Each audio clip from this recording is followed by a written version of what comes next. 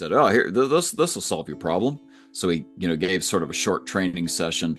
This crusty older tech leaves, and the next day the tech comes up to him and says, "Well, I tried what you said. It didn't work. Thanks a lot." And so I think it was the next day after that, this particular manager happened to have a training session with you and I, talking about delegation in 131. Welcome to It Doesn't Take a Genius. A quick tip before we get started. Nervous public speakers have often used the trick of visualizing their audiences in their underwear to calm their nerves. You may want to try that as you watch Mark and Mike. After all, neither one of them is wearing pants. I'm just saying. Ramsey! Marshall, how nice to be back with you.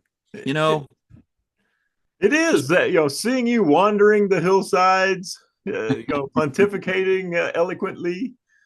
I loved it. Loved it. using my stupid theme song that I wrote and recorded multi-track versions of myself singing. It's all been fun, but yeah, nice to be back after you and I have had maybe an extremely busy 2 months. Yes. And November will probably be no different. So here we are mid-October, just trying to get some in the can again so that we're, able to stay on our, we've been doing this for a very long time on a weekly basis. We just uploaded episode 222. We've had that many episodes. It's crazy that we've been doing it this long and still have stuff to talk about. Oh, definitely. And I'm so excited to hear because, I heard the intro to Real Talk with Mark Ramsey, and I thought, sure, we'd gone over our production budget because you had hired a choir. Like, who's paying for this choir? That's not in the 2024 budget. Well, first off, if this choir has been paid, shame on somebody. It's pretty rough, but anyway. Yeah, if you have no idea what we're talking about, you can go look at episodes 221 and 222 that are solo episodes where I decided to have some fun with. For full disclosure, I recycled that song from a client who requested a video that was sort of a surprise to everybody. And so it was meant to be a little ridiculous, which is my life, basically. It's just to be an object of ridicule, and it works for me. So I thought I'd use it here in public. Oh, no, it's perfect. I'm glad that you've shown it to the world. Right. I'm really glad that we didn't pay for it. Right. even more happy. Yeah. Well, speaking of things to talk about, you pointed out that something we have used many times in workshops is something we have never talked about here. And it's a famous Harvard Business Review article that has a hilarious name. Who's Got the Monkey? Management Time. Who's Got the Monkey? So do you want to sort of set this up, Mike? Because you're the guru on this one. You've used this many, many times. Oh yeah, this was one of those things where, well, everybody's talking about it. I've heard this story. It seems like ever since I began working. And lo and behold, I think it was a 1974 Harvard Business Review article entitled "Who's Got the Monkey," and it addresses it. It's fascinating, right? Because this was a long time ago, 40 plus years ago. And at the same time, when we get together with managers, we get them all in a room and we say, "What are your biggest management challenges?" Yep. It's always the same two things. It's time management and delegation. Yep. Time management, delegation. They flip-flop. Sometimes it's delegation and time management, but yeah, over the last 20 years, this is what we've seen. And this article came out and it spoke so eloquently to delegation that it was the second most purchased article for the Harvard Business Review. And then in April of 2022, Harvard Business Review asked the question, what is an HBR article that changed the way you live or work? And lo and behold, this is what showed up, right? So Who's Got the Monkey was that. And the opening line is wonderful. It says, why is it that managers are typically running out of time while their subordinates are typically running out of work? Oh, yeah, like you got to have a any great movie, you got to have a great opening. Yep. Yeah, just that sentence right there, you're like, oh yeah, I'm Pretty diving, good hook. I'm diving into this. Yep. And I had old general managers, I had old guys that had, I don't even know if they knew where it came from, but they espoused this principle to me. They said, anytime a team member or somebody's walking towards me, another manager, they're walking towards me, I just imagine that they're carrying this monkey on their back. They have this Yep. monkey, and their monkey represents an issue, a problem, an opportunity, whatever it might be. And their goal when they approach me is to give me their monkey. Right. And my goal as their leader is not to accept it, is not to take their monkeys. And when you go ahead. There's one thing I want to say about that the article talks about how you can identify whether or not this is a monkey. I mean, everybody has requests and things that they come to you and questions and so on, but it's a monkey if you know enough to get involved in whatever is being brought to you, but you don't actually know enough to make a spot decision. In Right. other words, this is going to live with you. This isn't like a in the moment, make a decision, let's move on. This is somebody's going to be taking this monkey.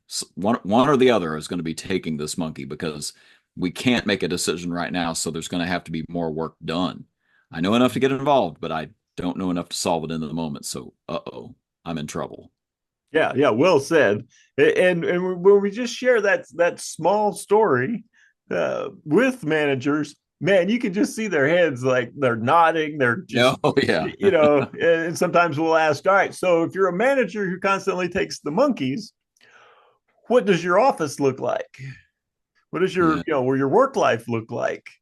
And yeah, they're like, yeah, I got monkeys everywhere. It's a Right. circus. Like I'm in charge of the circus, and they are my monkeys, and they are my problems. Right. and so Exactly right. and so he talks eloquently about this, and even gives some examples about how easily you do it. You do it unconsciously. Like Right. the manager accepts the monkey without even thinking about it. And one of the danger sentences is somebody approaches you, they talk about something, and if you utter these two words, I will, you've Mm-hmm. now taken the monkey. Yep. You have just committed. Yeah, yeah. So, hey, we're thinking about introducing this new line. What do you think? And then you say, well, I'll do some research on it. Right. All right. And you can hear the monkey. Monkey's like, a new owner. And the monkey just leaps over.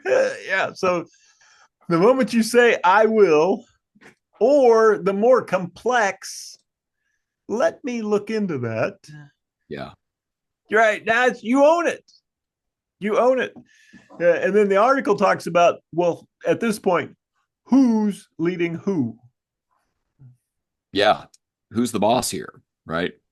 Because now they're the ones who are going to check in on me.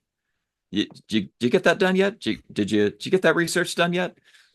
That's what managers do, right? They're supposed to check up, inspect what they expect, right? And now they're inspecting you. Something's flipped here, Yeah, yeah. You said you were going to look into that. How's it going? You got right? it. You got anything for me? Well, you know, well, I appreciate you, first year intern. Supervising me. When I should have it done by the end of the week. All of a sudden, wow, this is not good. Right, right, 100%. So now we talk about, all right, so what's a simple way to not take the monkey? And so the idea, and it's interesting because it's not specifically spelled out in the article, the 131.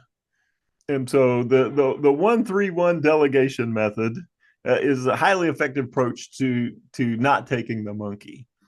And so the scenario is that, yeah, the person comes in, they're presenting their problem, their opportunity. As you eloquently said, it can't be solved easily. It's going to require an additional work. And so the 131, the first one is asking the person who brought you the issue, who currently has the monkey, to define the one problem. Right. What is the one goal, the one problem, the one opportunity? Right, because many times it's clouded. Right, here's this thing going on, and it's affecting this and all this, and so a clarifying question. All right, so what's the primary goal here? What's the main issue? What's the number one thing that you want to accomplish with this? And what's so cool about this is that we know that this method works because this is one of the 7 coaching questions from The Mm-hmm. Coaching Habit, Michael Bungay Stanier, one of our favorite books. But he says, what's the real challenge here for you? Right? I'm going to narrow things down, but I'm going to let you define it. I'm not even going to do the work of saying, okay, here's what your problem is. I'm going to let you define that because, hey, it's your monkey, right? So I need you to figure out what exactly the monkey is. And I've not even taken on the burden of diagnosing. I'm going to let you do that by asking good open-ended questions. It's beautiful. Yeah, yeah. So even when you said it, right, just in an explanation, it physically hurt me. I'm gonna tell you what your problem is. Right. Right? It physically, like mentally injured me just Yep. to hear those words. So right there, like someplace deep inside of you that this doesn't feel right. Yep. And because you're the boss, you're going to say, all right, here's what your problem is. Yep. And the prospect of the person who brought you the problem fighting back, especially if they're a subordinate, right? Yep. If they have lower status in the organization you, they're probably going to go, yep, you're right, yep. And even though they may not believe that's the real issue, right? Oh yeah. They'll acquiesce. They'll go, Yeah. yeah. The boss thinks that's what it is. That's probably what it is. Yep. Yep. So we haven't taught them the skill of identifying challenges, prioritizing ideas, thinking things through, making decisions. Right, there's all these skills that we need our people to have that we remove the opportunity for them to develop if we define what we believe the problem is. That's exactly right. That's exactly right. So once that's happened, that takes us past the 1, and now we're on to the 3 of the 131. So what are the 3? Well, the 3 are at this point, the manager will ask. Notice there's a lot of asking going on as we preach religiously. Yep. They're going to ask, so what have you done so far to solve this? Mm-hmm. Right. What have you done? I love that question because it assumes right. It's the assumptive close kind of question. I'm just making the assumption you've already tried some things. Whether Yep. you have or not is right is not relevant. But I want to teach you that before you come to me, you try a few things before you just come and try to give me your monkey. Yep. And so, all right. So what 3 things have you tried? If it's a brand new thing where I know that there hasn't been time to work on anything, I can say, all right, so what 3 things could you do next? Yeah. And so, And yeah, if it's an ongoing problem, yeah. What have you done? What 3 things have you done? If it's a new problem, what 3 things could you do? yeah, and I'll say here, there's another great question from The Coaching Habit Mm-hmm. that can help somebody sort of pull the well water out of the well as they try to think this through and come up with ideas and think through what they've done. And that question is the AWE question. And what else? Mm-hmm. So if somebody says, well, I could, I could call that customer. All right, cool. What else could you do? And give them time to think. And again, you'll maybe need some silence here. It will take some time, but it'll be a lot less time than taking on the monkey. We're going to just lay some things out that are opportunities here, or I shouldn't say opportunities, but possibilities. Oh yeah. So this is a great time. You ask the question, and what else? And then you utilize the Mark Ramsey real talk facial gestures. Oh, jeez. Those contemplative, thoughtful, knowing kind of the office look, kind of thing. A little flirty, so maybe don't do that. But yeah, I'm with you, all Yeah, the way. Yeah. yeah. Don't get HR involved. But yeah, you're gonna be quiet. Right. Right. So whatever it takes to be quiet. Ask your question and what else. And then right. So now I've got three or more ideas on how to move forward, next Mm-hmm. steps. And so now we're gonna right. We got to get to the action phase of this, which is the one. So now I've got three or more ideas. The one is all right. So of these three potential solutions, uh, which one do you believe would be most effective for you to do next? Uh-huh. Uh-huh. And there again, right? You got all these ideas. Which one of those things do you think you should act upon next? Yeah. And just see what they say. Uh, See where they go with that. If you need to give them criteria, you could sort of say, which will have the biggest impact with the least effort. There's a one example, which will cost the least, time or money, with the biggest effort. You or with the biggest impact. You could sort of give them some guide rails as they come to a decision, but frankly, big thing here is make sure it's their decision. Make sure they're the ones making the choice here. oh yeah, perfectly said. And you can use the SMART acronym. Right. Mm-hmm. I want to make sure that okay, what they're proposing is specific, it's Yeah, measurable, right, right? It's attainable, right? Do they have the authority, the power, the expertise to do this? It's relevant. Does this seem like something if I did this is going to move us towards solving curing this monkey? And right, then is there a timeline, the T in SMART? Is there a deadline? And the deadline may be for the actual completion. More likely, the deadline is for our follow-up conversation. right, right. And so the opportunity of okay, by when do you think you can get that next step implemented? Yeah. Yeah, I should be able to get it done by Friday. All right, so check back in with me on Friday before close of business to let me know where you're at with that step.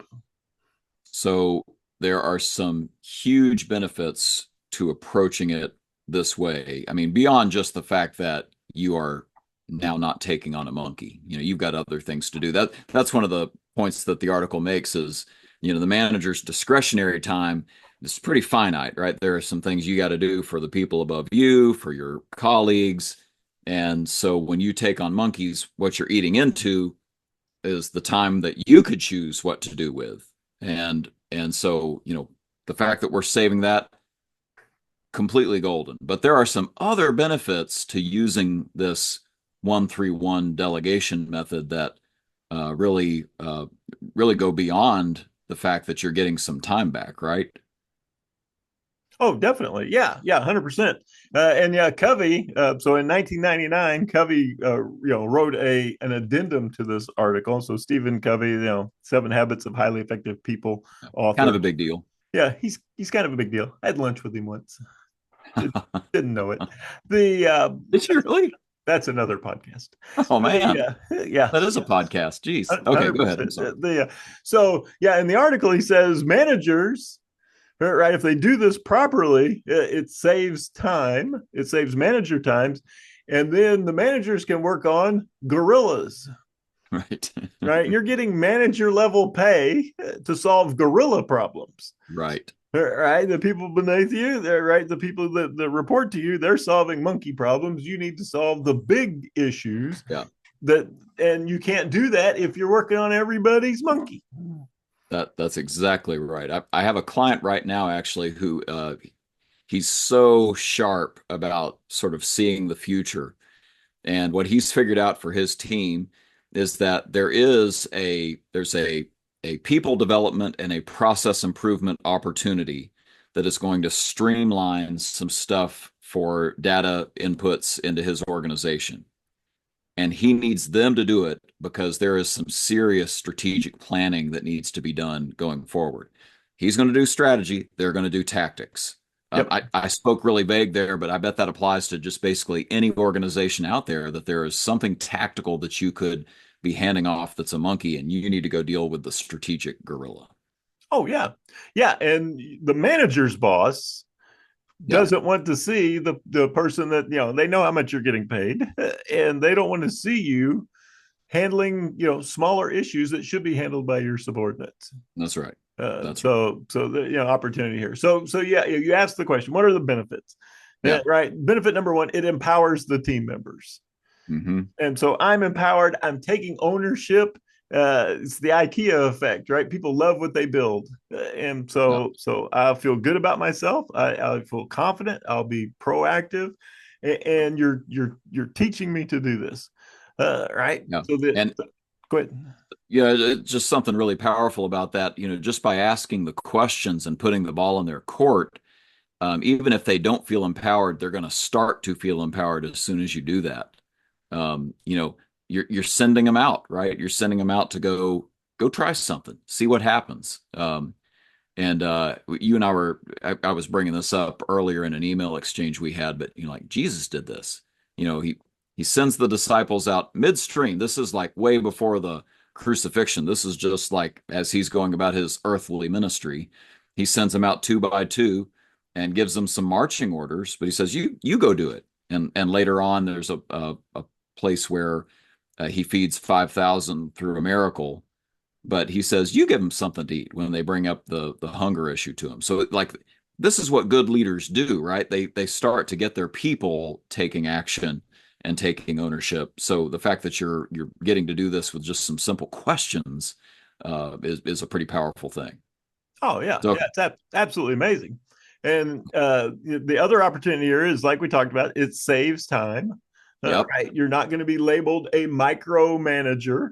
that's right. You remember the micromanager was the villain in the Lego movie. There's a That's reason. right. And so I'm able to work on bigger picture items like you talked about, developing problem solving skills within your people. Yep. Uh, right, just the fact that you're asking them for ideas on what to do next. How would you solve this? Yeah, how Yeah. would you solve this? What three things would you do next? What Yep. and you in there, the little voice in their head's going to go, he expects me to have ideas. Yes. I can't just show up as one of our mentors told, as a pair of hands. I can't Yeah. just show up as a pair of hands and wait for you to feed me instructions like an empty computer. Yeah. Box checking. Yeah, so I got to show up with ideas, with having thought things through, and it's not going to go smoothly the first time you do this, Right. especially if you haven't done this. Hmm. And they're used to you taking the monkeys, and we got feedback from managers who did this, and they were like, initially there was pushback. Oh yeah. People were a little offended. They thought you didn't care, right? They Yep. thought you were shirking your managerial responsibilities by not taking my monkey. And a couple of, just a little bit of consistency, and all of a sudden the people got it. Right. They're like, Right. he's not gonna, the boss is not gonna do my job for me. This is an expected behavior. Yeah, it's like, dang it, I had a good thing going here. I was getting paid and not having to do any of the hard lifting, right? The hard Right. problem solving. Right. So yeah, I'm going to teach problem solving skills to the people who work for me, right? Yep. Then that in turn builds accountability, right? Yeah. It's my idea and it's my deadline. I've got some buy-in here because I was the one who helped generate this. Yeah, And yeah. I want to see this work. And you and I are going to be getting together later to find out if it did work. Oh yeah. And anytime you as a manager, even if the TN smart, right? If you give them a deadline, you've taken the monkey, right? Because Yeah, the only person who knows how busy they are and what they could possibly get done in any given moment is the person who's being asked to do the job. that's right. And so they're going to say, they have to do the math, and you got to teach them to do the math. Well, I'm going to be off on Wednesday, and I've got that other project due Thursday. So making a commitment for Thursday morning would probably be a bad idea. I'm going to say I can get this done by Friday. And but only the person who's living that life can calculate what is a reasonable expectation for that.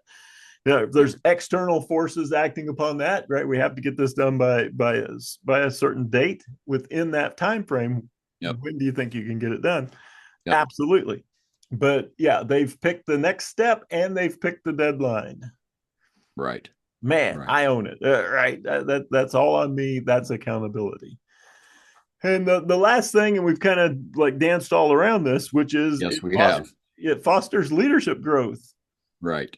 Right. One of the Everything ultimate, about this is about saying leadership, right? yeah, I want you to be the next leader in our organization.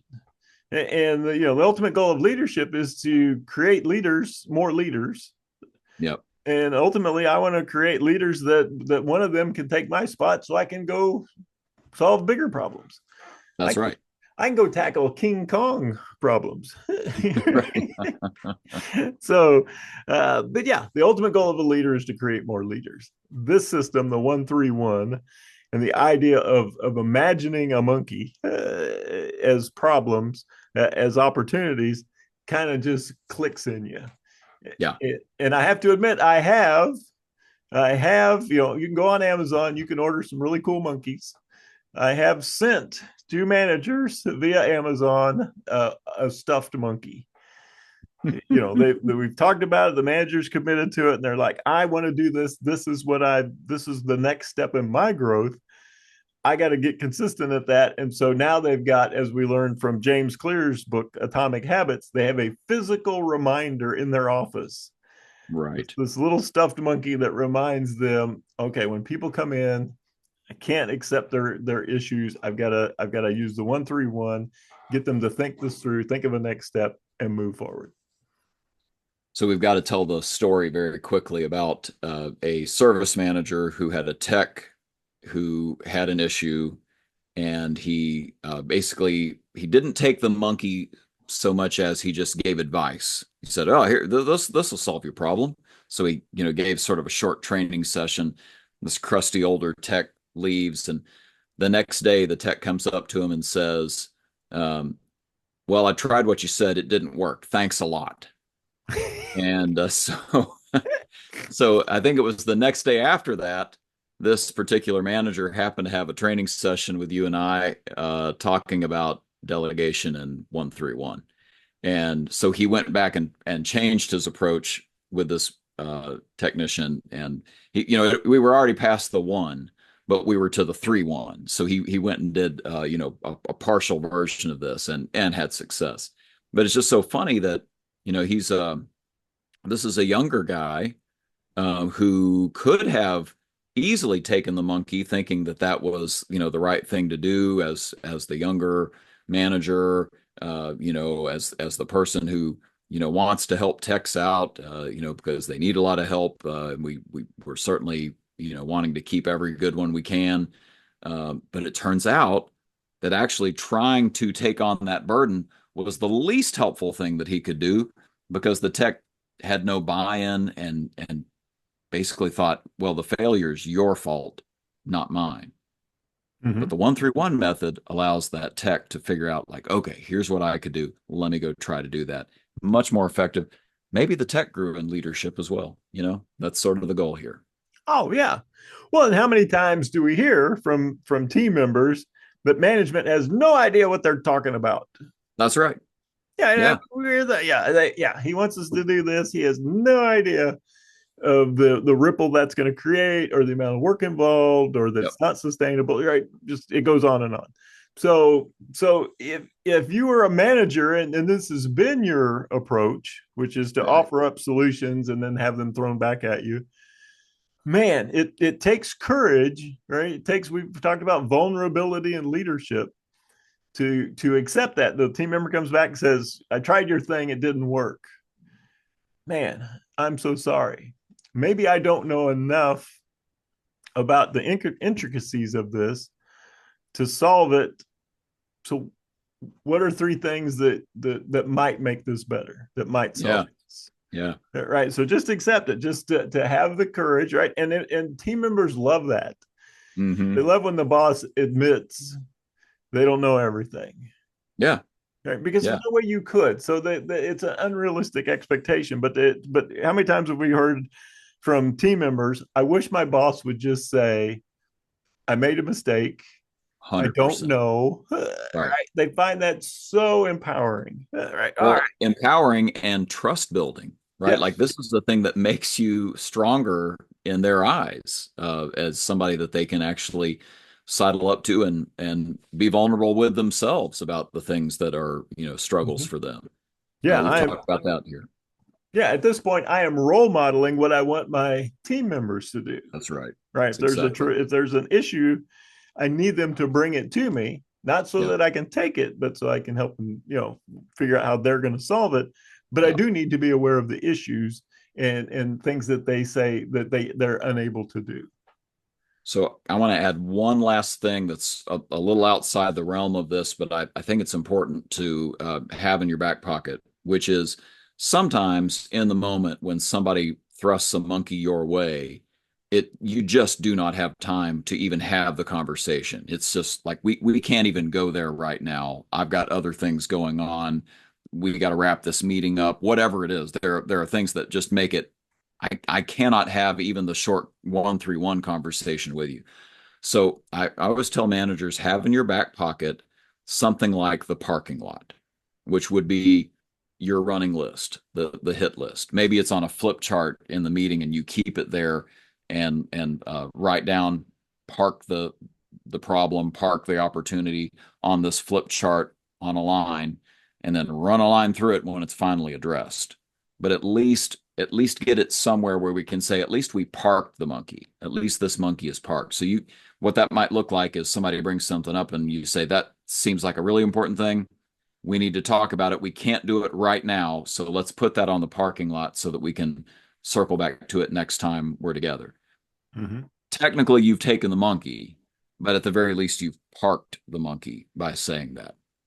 You Yes. don't have to respond in the moment, right? You don't have to come up with something to say. You can say, we're going to revisit this. Let me put this on the parking lot. So I Mm-hmm. just give yourself some grace there. You don't have to have all the answers in the moment. You don't have to be ready for the 1-3-1 every time. Oh yeah. Yeah. So yeah, just by putting it on the calendar. Right. So I can put it on the calendar and as the leader, I can even say, and in between now and when we get together to talk about this, be thinking about Yep. some solutions, some ideas, some approaches, make it your own language, whatever, Yep. whatever you want them to be thinking about between now and then, so that they know they're not expected to show up with a blank slate, an empty vessel. I'm That's right. expecting you to show up having thought about this between now and then. That's exactly right. Yeah. It's a thing of beauty when you see it happen. So I hope everybody implements this one. It's a big deal. Well, yeah, and one of the things that we've heard about this is that it works at work, but a whole lot of people have told us how great a parenting tip it is.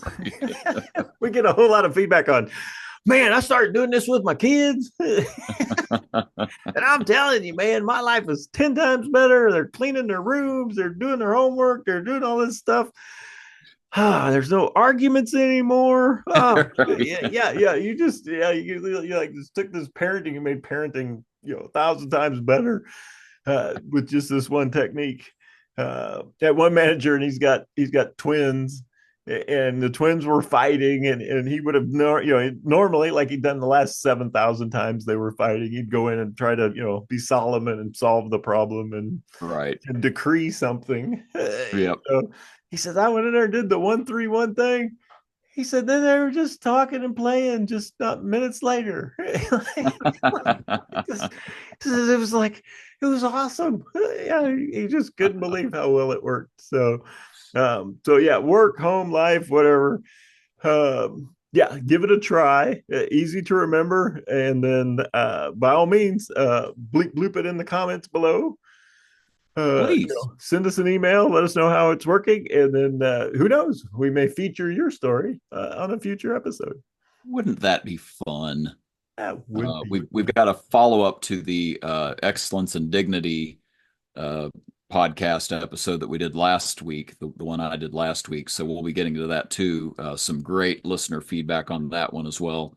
So stay tuned. We're gonna revisit some stuff, and we would love to revisit stuff with you. So send us your stuff. Send it, Oh, definitely, like it, definitely. Yep. subscribe it, all of it. Yeah, and speaking of consistent execution, there's our announcer, the always spectacular, always helpful Mr. Wolf. Take it away, Mr. Wolf. And there you have it, another session of contemporaneous extemporizing from Mark and Mike. I know it's redundant, but consider who we're talking about. As always, feel free to share the ideas you heard here. No rights are reserved, no permissions needed. Thanks. See you next time on It Doesn't Take a Genius.